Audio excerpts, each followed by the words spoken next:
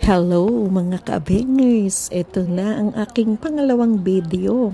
Siyempre, pagkatapos nga namin na masilayan ng sunrise, ay napagdesisyon na tumuloy na nga kami sa Bear Hill Park.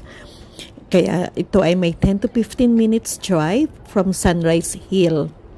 Ang Bear Hill Park nga pala ay natural environment park na magandang explore dahil sa ganda nito.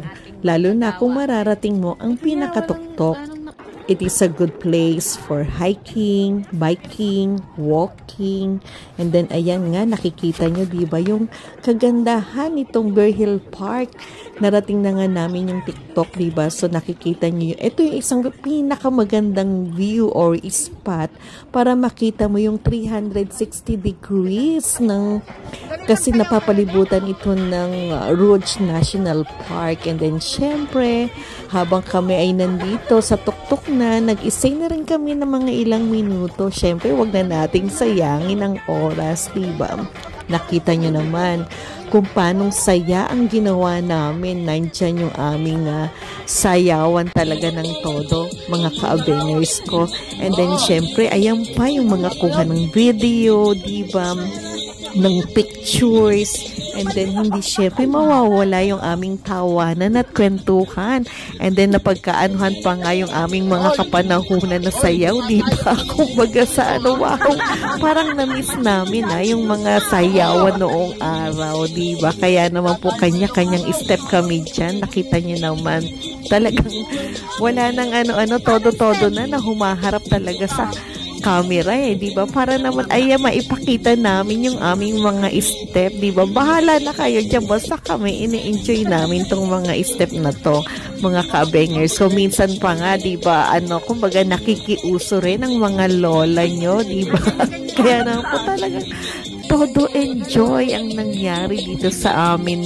Kaya imagine mo kahit ba sabihin mo nang galing kami sa dalawang park na pareho naming nilakad, umakyat ng napakataas, diba? Hindi namin naramdaman ng pagod kasi nga talagang ine-enjoy namin yung paglalakad. And then syempre napakaganda pa ng view. Nakita niyo naman, ito pang aming kasama, diba? Na talagang hindi naman niya talaga ginagawa yan. Abay talaga naman pong tinodan niya kanyang pagsayaw habang siya ay bumababa, diba?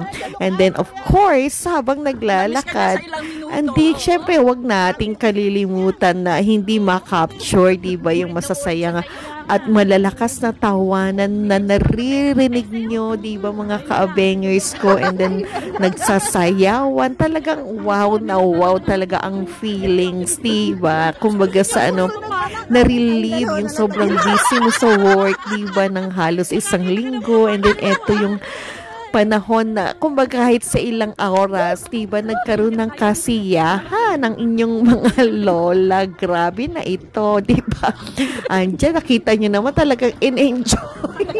Alam nyo, natatawa ako pag nakikita ko tong video na to Kumbaga sa basta ako ini-enjoy ko, diba?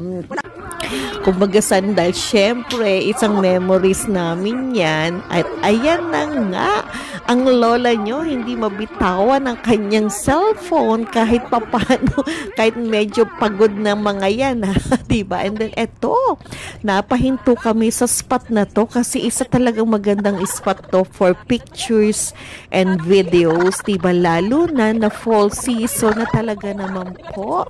Napakagaganda ng mga kulay ng mga dahon, diba? Kaya naman, ayan, todo tawanan pa rin kami habang kinukunan kami ng video at ng mga pictures. Ayan, talagang enjoy lang ang lola nyo, diba? Yung kalahating araw namin ay grabe.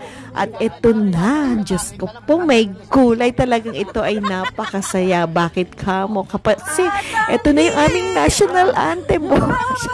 Kumbaga yung aming pambansang kanta talaga, diba? Kaming mga Tarot Girls na yan.